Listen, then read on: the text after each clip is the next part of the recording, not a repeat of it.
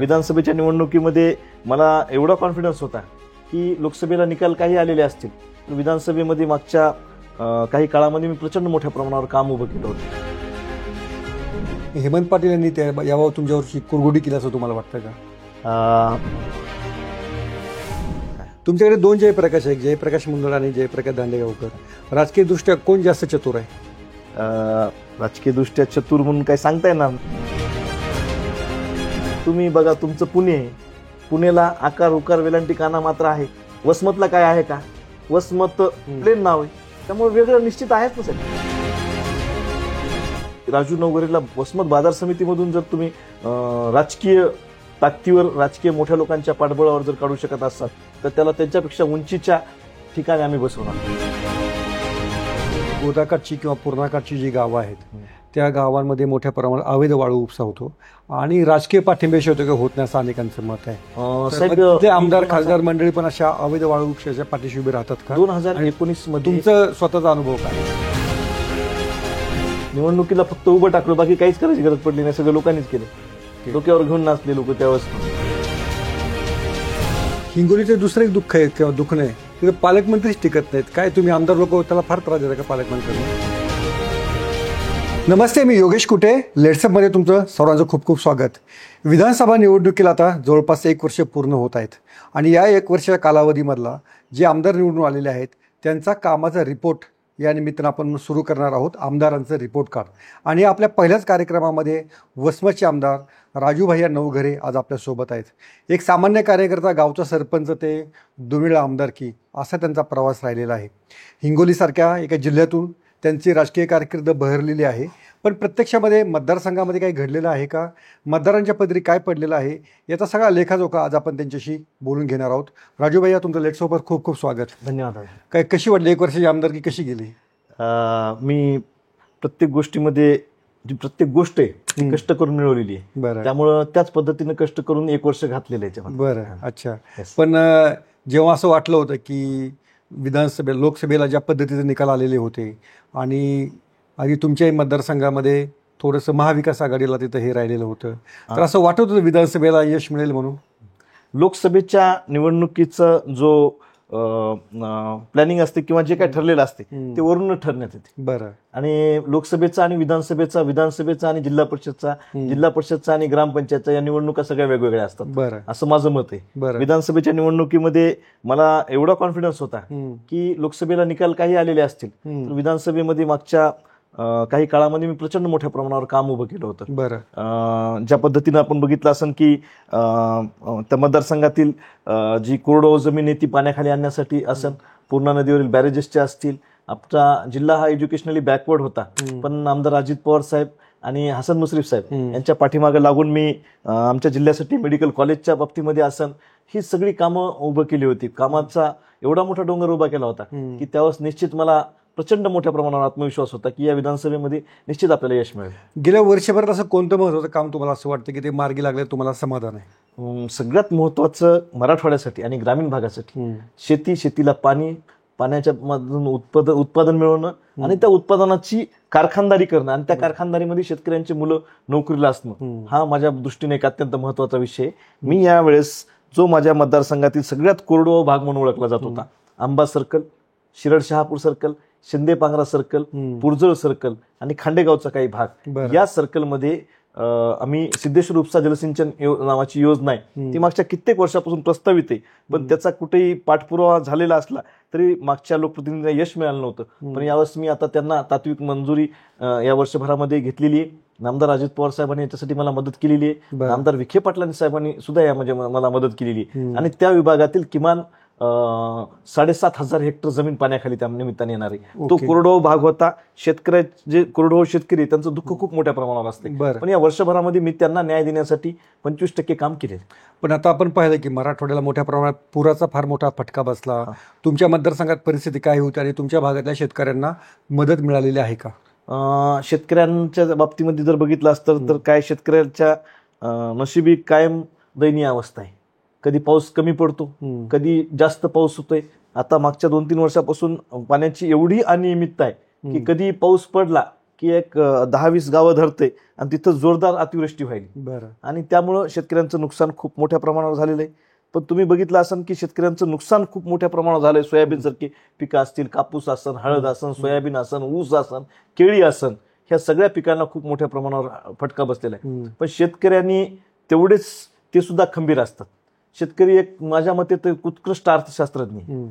सोयाबीनचं 10 क्विंटलचं अवरेज जरी आलं त्याला तरी ते साल काढायला नेतंय आणि त्याचं नुकसान झालं 2 क्विंटल जरी अवरेज आलं तरी सुद्धा ते शेतकरी ते साल काढायला नेते. बरं. अशा पद्धतीने शेतकरी हा सहन करणारा प्राणी म्हणून झालेला आहे. आणि तो शेतकरी जो आहे तो शेतकरी माझ्या मराठवाड्यातला तुम्ही बघितलं असेल की माझा जिल्हा तर सिंचनाच्या अनुशेषामध्ये. बरोबर. आणि सहन करणं हे एवढंच काम आमच्या शेतकऱ्याला होतं. पण आता मी शेतकरी जनता दरबार आपले सरकार दरबारी त्यांची व्यथा मांडण्याचं काम केले. मी अधिवेशनामध्ये म्हणलं की बाबा सरसकट कर्जमाफी झाली असं. या शेतकऱ्याला जर सरसकट कर्जमाफी हा एकमेव पर्याय असो. अच्छा. पण अनेकांना आणि इरिगेशन वाढवणं. तुमची स्वतःची किती शेती आहे? माझी जवळपास आजोबाच्या काळापासून 85 एकर काहीतरी 80-85 एकर. अच्छा. सगळी बागायती आहे, जिरायती आहे, काय? दोन्ही पण आहे. तुमच्याकडे हळदीचं पीक मोठ्या प्रमाणात गेल्या काही वर्षांमध्ये वाढलेलं आहे. ते वाढायचं कारण काय? हळदीचं जे आहे क्रॉप पॅटर्न तुमच्याकडे बदललं आहे. हिंगोली पट्ट्यामध्ये असेल, पलीकडे रिसोर्टमध्ये असेल, तर त्या हळदीला काय तुमच्याकडे इतकी लागवड का वाढलेली आहे हळदीची? हळदीचं उत्पादन चांगल्या पद्धतीनं होत होतं. मला आठवतंय की मी 2010ला ज्यावेळेस मार्केट कमिटीला कृषी उत्पन्न बाजार समितीला सभापती होतो त्यावेळेस ते सभापती पदाच्या काळामध्ये मी बघितलं की 14,000, 16,000, 18,000 पण हळद गेली होती. बरं. आणि मला त्या शेतकऱ्यांचे म्हणजे त्यावेळेस कष्ट करणारे शेतकरी अत्यंत घाम गाळून त्यांचं जे एक 10 रुपये जरी असतील तर त्यांना कष्टाचे भेटतात. कोणी समजा जर त्यांना फुकटचे कोणी पैसे आणून देत. बरोबर. त्यावेळेस हळदीसारखं पीक हे उत्पन्न देणारं पीक म्हणून बघितलं जातं. बरं. त्यामुळे जास्त आमच्या इकडला शेतकऱ्यांचा ओढा हा हळदीकडे झालेला आहे. पण त्याच हळदीसाठी तुम्हाला त्या ठिकाणी एक मॉडर्न असं एक बाजार आणायचा होता, मॉडेल बाजार आणायचा होता. त्या बाजाराचं स्वप्न तुमचं भंगलं असं तुम्हाला वाटतं का? माझ्या इकडं मॉडर्न मार्केटच्या बाबतीमध्ये संकल्पना होती आणि तिथं परभणी, नांदेड, हिंगोली 3 जिल्ह्याच्या सेंट्रल पॉईंटवर आपल्याला तिथं मॉडर्न मार्केट करायचं होतं. पण ते काही कारणामुळे होऊ शकलं नाही. त्याच्या संदर्भात साहेब तुम्हाला माहिती आहे का होऊ शकलं नाही. पण ते काय हरकत नाही. आम्ही आता वसमत कृषी उत्पन्न बाजार समिती मोठी करण्याचा प्रयत्न करतोय, जागा बघतोय. त्याच्या माध्यमातून शेतकऱ्याला 4 पैसे, तिथं जर मोंढा वाढला तर तिथं शेतकऱ्याला 4 पैसे आगाव भेटतील, तिथं कॉम्पिटिशन वाढेल, यासाठी आपण प्रयत्न करतो. हेमंत पाटील यांनी यावर तुमच्यावरची कुरघोडी केली असं तुम्हाला वाटतं का? मी सामान्य लोकांसाठी काम करणारा कार्यकर्ता आहे.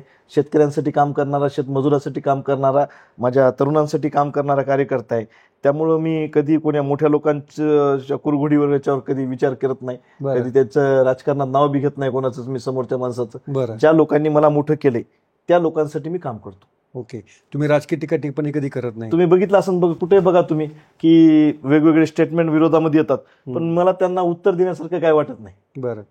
तुम्ही दुर्लक्ष जाणीवपूर्वक करता की नको त्या वादात पडायला नको? नाही, मला वादविवाद आवडत नाही. बरं. तुम्हाला लोकांनी कशासाठी निवडून दिले? माझ्यासारख्या कार्यकर्त्याला सरपंच पदापासून आमदार दुसरी टर्म म्हणल्यासारख्या कार्यकर्त्याला. बरं. त्यावेळेस याच्यासाठी मला काम करण्यासाठी दिले ना, मला वाद घालण्यासाठी थोडीच गेले. मला राष्ट्रवादी, शिवसेना, भाजप, काँग्रेस म्हणून लोकांनी निवडून दिलं नाही. राजू नवघरे हा कामाचा माणूस म्हणून त्यांनी दिले आणि त्यांना मी हक्काचा माणूस वाटतो.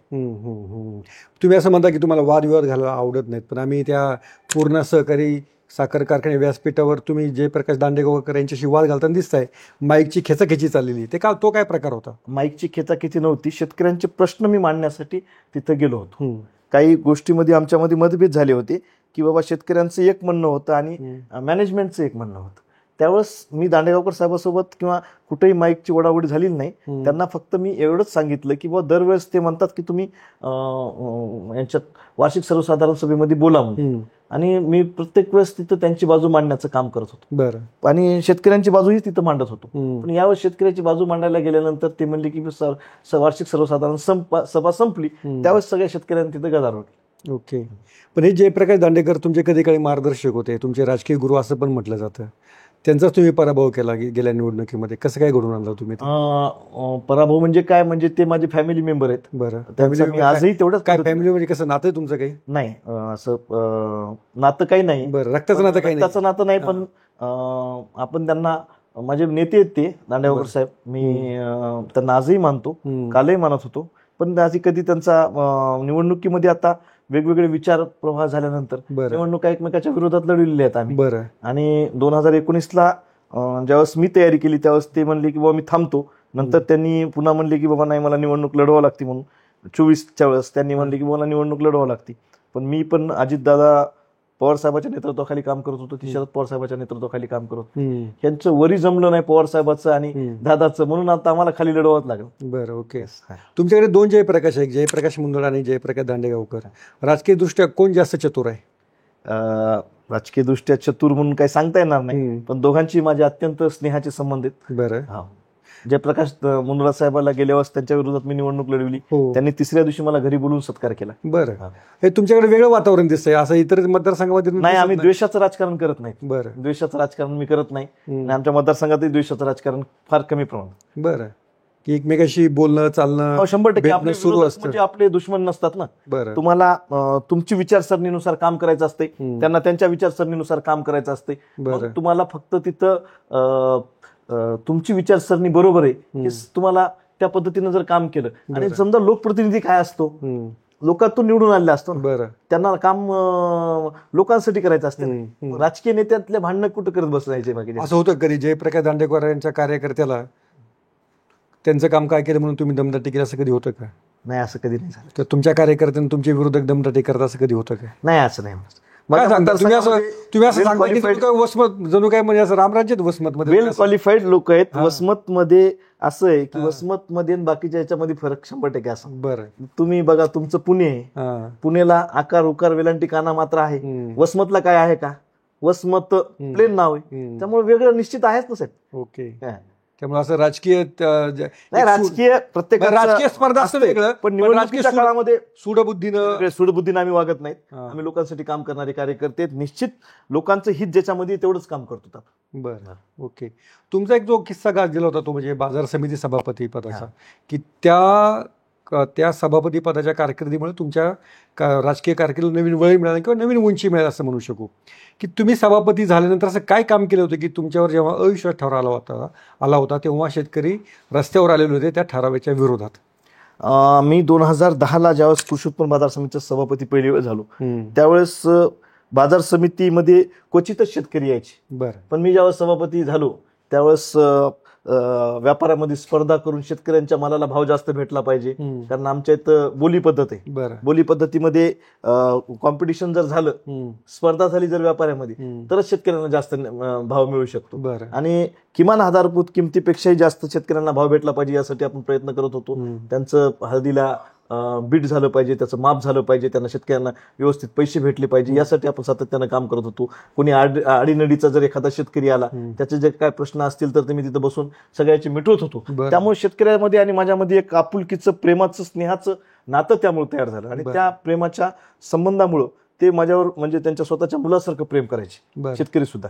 आणि त्यामुळे 2015ला मी निवडणूक म्हणजे कृषी उत्पन्न बाजार समिती लढवली. स्वपक्षातले काही, विरोधी पक्षातले काही, सगळ्या लोकांनी एकत्र येऊन पॅनल केला. तो पॅनल आम्ही भुईसपाट केला. माझा पॅनल पूर्णपणे निवडून आला. विरोधी पक्षातले 3-4 जण निवडून आले होते. त्यांनी आमच्या पक्षातल्या काही लोकांना एका जागी आणलं आणि माझ्यावर अविश्वास ठराव आणला. ती गोष्ट लोकांना आवडली नाही. लोक बोलून दाखवित नसतात, पण लोक करून दाखवितात. त्यावेळेस लोकांनी ठरविलं की राजू नवघरेला वसमत बाजार समितीमधून जर तुम्ही राजकीय ताकदीवर, राजकीय मोठ्या लोकांच्या पाठबळावर जर काढू शकत असाल तर त्याला त्यांच्यापेक्षा उंचीच्या ठिकाणी आम्ही बसवणार. आणि लोकांनी मला आमदार केलं 2019ला. ओके. 2 वर्ष तुम्ही लगेच आमदार त्याच्यामध्ये. ओके. पण आमदार होण्याचं स्वप्न तुमचं लहानपणापासून होतं की कसं होतं? राजकारणात आमदार होण्याचं स्वप्न म्हणजे असं काही मी बघितलेलं नव्हतं, पण मला आवड होती लोकांमध्ये जायची, लोकांचे कामं करायची, त्यांच्या प्रश्नांना न्याय द्यायची. मी प्रश्न म्हणून कधीच समोर आलो नाही, मी उत्तर म्हणून समोर जात होतो लोकांची. त्यामुळे मी 2005ला ज्यावेळेस सरपंचकीची ग्रामपंचायतची निवडणूक लढवली आणि माझी ज्यावेळेस विजयी रॅली वसमत शहरातून जात होती त्यावेळेस तिथल्या लोकांनी माझं भविष्य बघितलं होतं. त्यांना त्याच वेळेस वाटलं होतं की निश्चित हा मुलगा वसमतचा आमदार होऊ शकतो आणि त्यांनी त्यांचं स्वप्न पूर्ण केलं लोकांनी. अच्छा. कोणती निवडणूक आवडते, 2019 की 2024?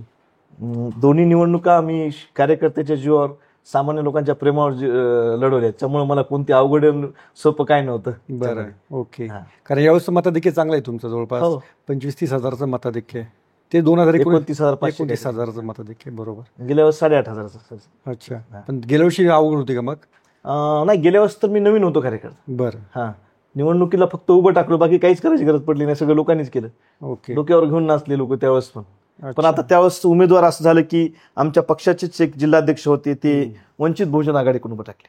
ज्यावेळेस काँग्रेस राष्ट्रवादीचा उमेदवार उभा राहिला होता, तुम्ही मराठवाड्यातला आढावा घ्या, त्याला 10,000 मतदान जरी पडलं वंचितच्या उमेदवाराला, तर तो काँग्रेस राष्ट्रवादीचा उमेदवार पडलेला आहे. पण माझ्या मतदारसंघामध्ये 25,000 मतदान घेतलं वंचितच्या उमेदवार 2019 मध्ये. 2019 मध्ये, तरी मी 8,500 आलो. अच्छा. पण अनेकदा असं बोललं जातं की जी गोदाकाठची किंवा पूर्णाकाठची जी गावं आहेत, त्या गावांमध्ये मोठ्या प्रमाणात अवैध वाळू उपसा होतो आणि राजकीय पाठिंब्याशिवाय होत नाही, असं अनेकांचं मत आहे. ते आमदार खासदार मंडळी पण अशा अवैध वाळू उपशाच्या पाठीशी उभे राहतात का? 2019 मध्ये तुमचा स्वतःचा अनुभव काय?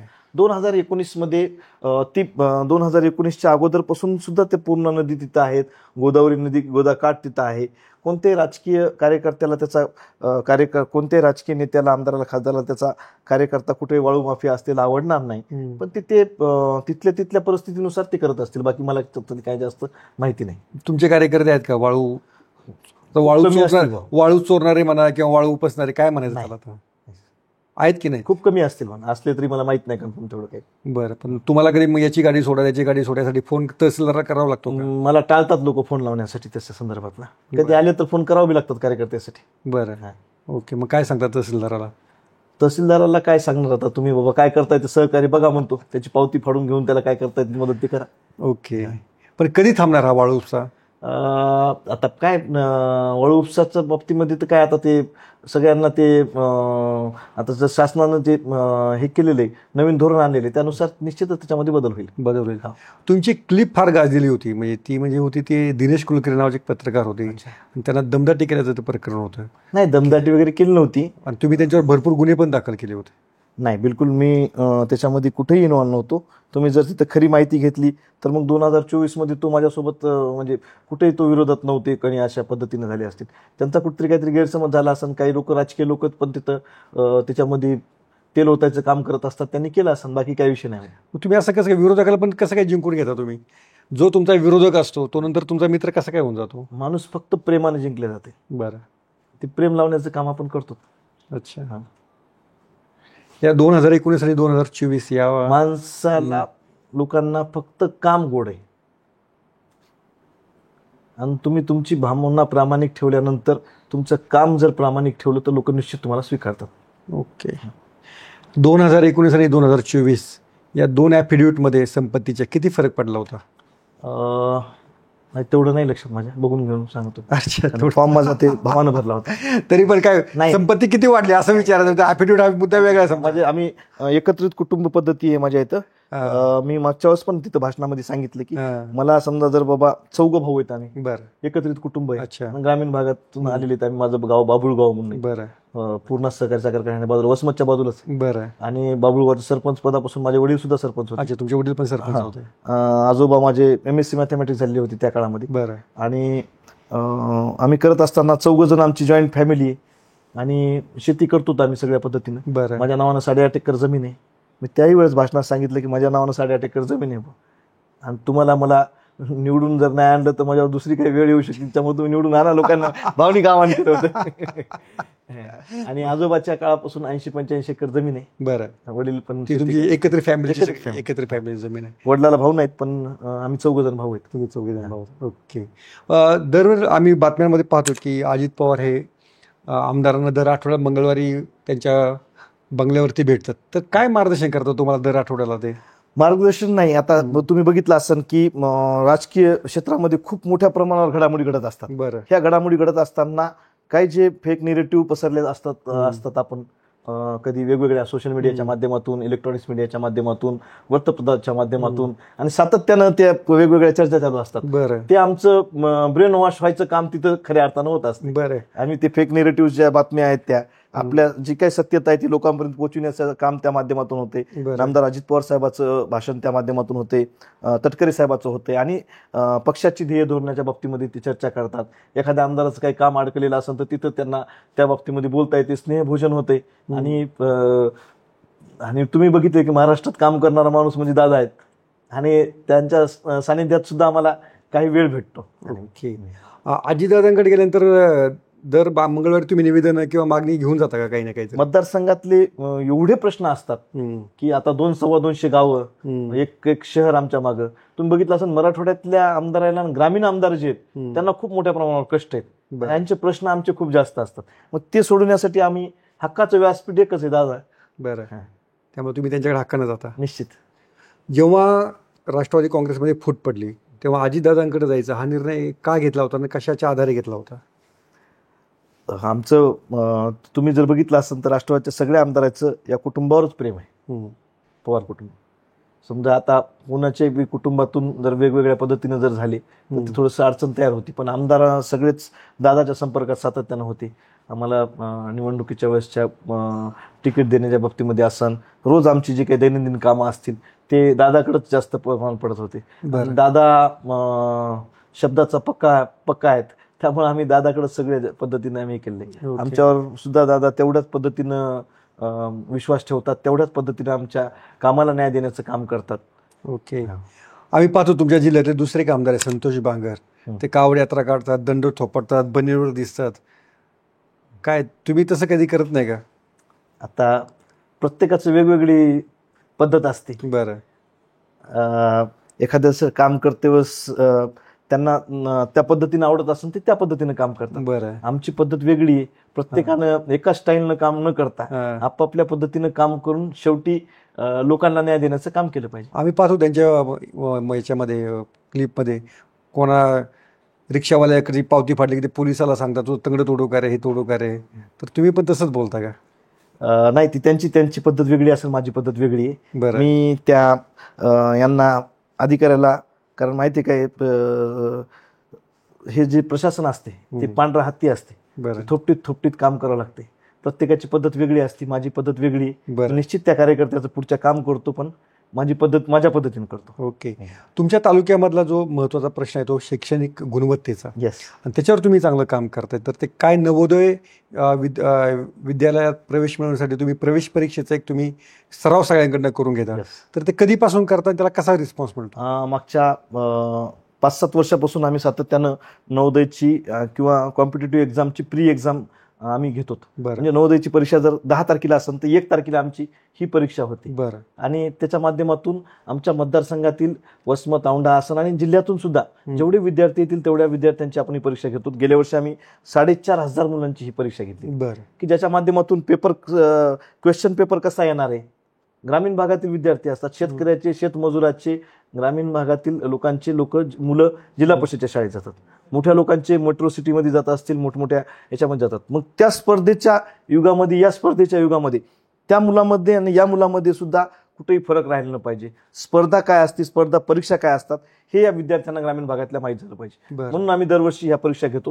हे 6वं वर्ष आहे. मला अत्यंत आम्ही त्या क्षेत्रामध्ये चांगल्या पद्धतीने काम करतो. माझे काही सहकारी जिल्हा परिषदचे शिक्षक मित्र आहेत, काही तिथं संस्था चालवणारे मित्र आहेत.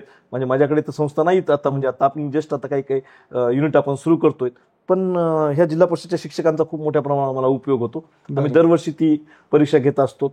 ते क्वेश्चन पेपर त्यांना पॅड उपलब्ध करून द्यायचं, त्यांना पेन उपलब्ध करून देण्याची, आणि ते क्वेश्चन पेपर झाल्यानंतर आम्ही संध्याकाळपर्यंत त्या परीक्षेचा निकाल लावतो. ओके. अच्छा. त्यामुळे विद्यार्थ्यांना सराव पण त्यानिमित्तानं सगळं.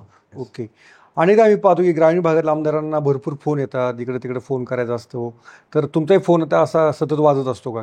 काय परिस्थिती? 100% सगळ्या बाबतीमध्ये मला लोकांचा फोन येत असतो आणि त्यांच्या प्रश्नाला मी निश्चित न्याय द्यायचा प्रयत्न करतो.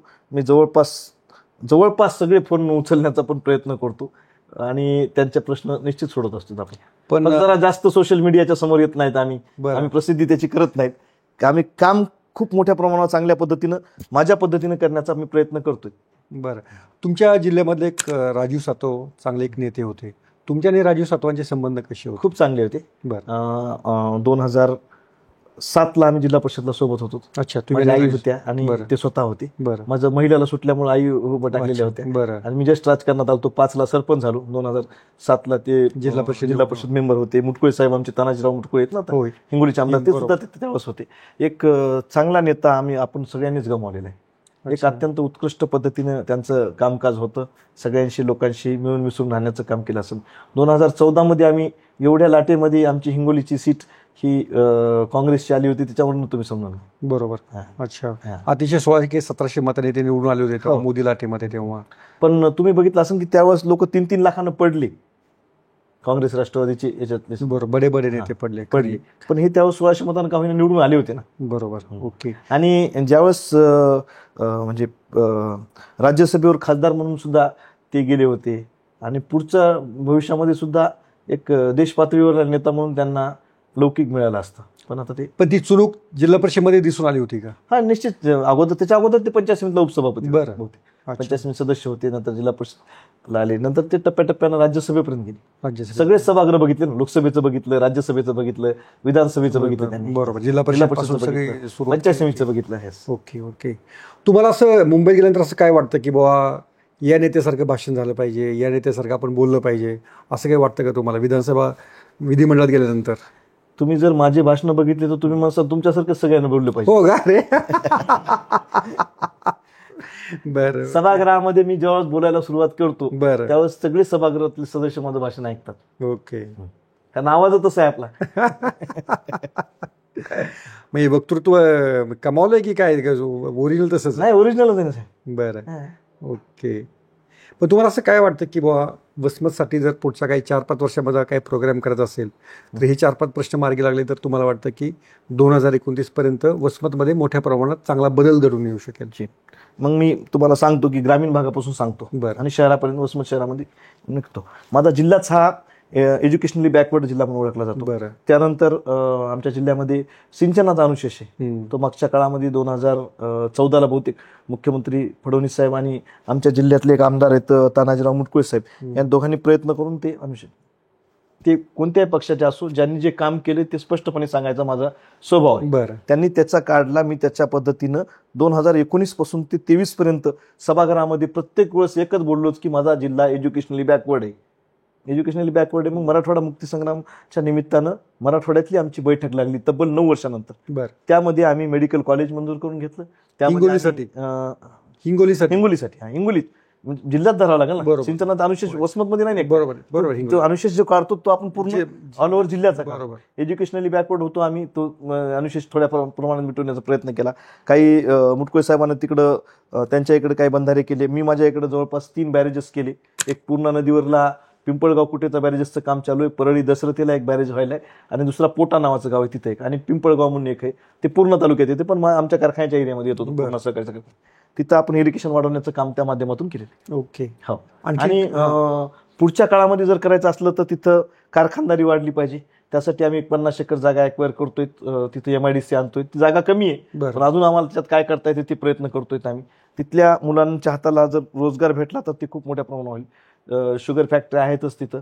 त्यानंतर आम्ही सहकार क्षेत्रामध्ये काम करत असल्यामुळे पूर्ण सहकारी साखर कारखान्यावर मी सभासद पण आहे आणि संचालक पण म्हणून तिथं काम करतोय. त्यानंतर एक तिथं टोकाई सहकारी साखर कारखाना चालू आहे. तो बहुतेक लीजवर दिलेला आहे, चालवायला दिलेला आहे. बाराशिव सहकारी साखर कारखाना होता पण तो प्रायव्हेट झालाय, तो विकला गेलेला आहे. पण तिथे 3 शुगर फॅक्टरी आहेत.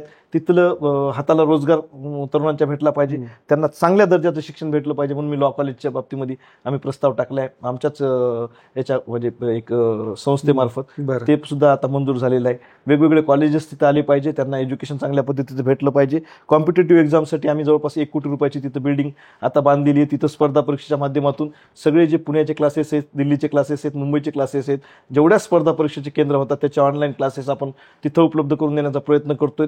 गावात जिथं मला मागितली त्या प्रत्येक गावामध्ये मी व्यायामशाळा द्यायचा प्रयत्न करतोय की ज्याच्या माध्यमातून तरुण पिढी कुठेही भरकटली न पाहिजे, कुठेही त्यांनी पुड्याच्या काड्याच्या बिड्याच्या नादी न लागता त्यांनी स्वतःचं शरीर कसलं पाहिजे. उद्याच्या पोलीस भरतीमध्ये माझ्या मतदारसंघातली मुलं जास्त लागले पाहिजे, माझ्या जिल्ह्यातली मुलं जास्त लागले पाहिजे, मिलिटरी भरतीमध्ये ती मुलं लागली पाहिजे. नाही जर झालं, कुठंच नाही लागले, तर त्यांनी त्यांचं शरीर कसल्यामुळे त्यांचं मन मनगट आणि मेंदू मजबूत होतो आणि तो कोणत्याही वाम मार्गाला जाणार नाही. त्यासाठी आपण प्रयत्न करतो. बरोबर.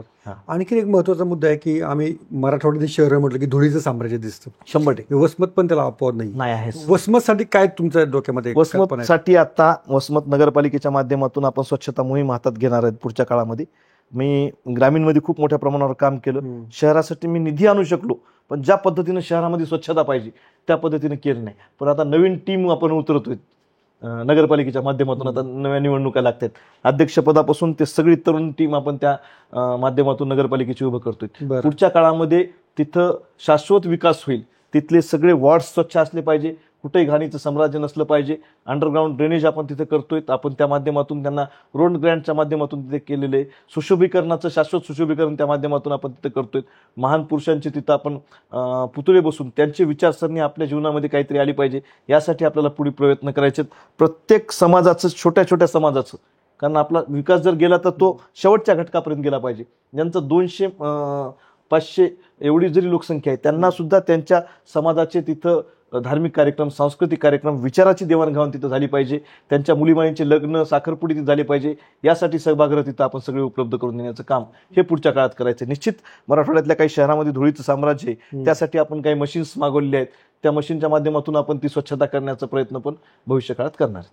हिंगोलीचं दुसरं एक दुःख आहे किंवा दुःख नाही, तिथे पालकमंत्रीच टिकत नाहीत. काय तुम्ही आमदार लोक त्याला फार त्रास देता का पालकमंत्र्यांना? आता मागच्या काळामध्ये कसं आहे माहिती का, ते पालकमंत्री आता बाहेरचे जे आलेत त्यांचे पक्षवाले त्यांना बदलत असतील, आमचा काही संबंध नाही त्यामध्ये. काय आमदार मंडळी असं काही काय खोड्या काढत नाहीत? कशाला काय काढतील, काय बरोबर सरळ माणसं आहेत आम्ही. जिल्ह्यातले 3 आमदार आम्ही सरळ. तर असं काहीतरी म्हणाल बाबा, ते हिंगोलीचाच पालकमंत्र्याची काहीतरी व्यवस्था करा, असं तरी जरा तुमच्या नेत्यांकडे विनंती करा. एक प्रत्येक गोष्टीला एक वेळ येऊ द्यावं लागते, त्या बाबतीमध्ये होईल ना काहीतरी होईल. मला आमदार अजित पवार साहेबांवर प्रचंड मोठा विश्वास आहे. बरं, दादा असल्यानंतर सगळ्या गोष्टी होऊ शकतात. सगळ्या गोष्टी होऊ शकतात. तर पुढच्या काही काळामध्ये हिंगोलीचाच पालकमंत्री लाभेल अशा शुभेच्छांसह थांबूया. आणि राजू भैया, तुम्ही आलेत, आमच्याशी संवाद साधला, त्याबद्दल खूप खूप धन्यवाद. थँक्यू. सोशल मीडियाच्या भाऊ गर्दीत विश्वासार्हतेने चकाकणारे नाव म्हणजे लेट्सअप मराठी. सगळ्यांना, सगळ्या नागरिकांना ती स्पीच, ती लेट्सअप वरील मुलाखती म्हणजे विचारांचा खजिना. त्यानंतरच्या निवडणुकीमध्ये मला सोडून गेले. बातम्या केवळ वस्तुस्थिती सांगणाऱ्या, न प्रोपगंडा, फक्त जनतेचा अजेंडा. क्योंकि आने वाला कल जाने वाला है, जाने वाला कल आने वाला है. राजकारण, मनोरंजन असो की क्रीडा क्षेत्र, महाराष्ट्राची स्पंदने संवेदनशीलतेने टिपणारे माध्यम म्हणजे लेट्सअप मराठी. जगासोबत एक पाऊल पुढे राहण्यासाठी लेट्सअपचे ऍप, सोशल मीडिया आणि वेबसाईट सोबत कनेक्टेड रहा.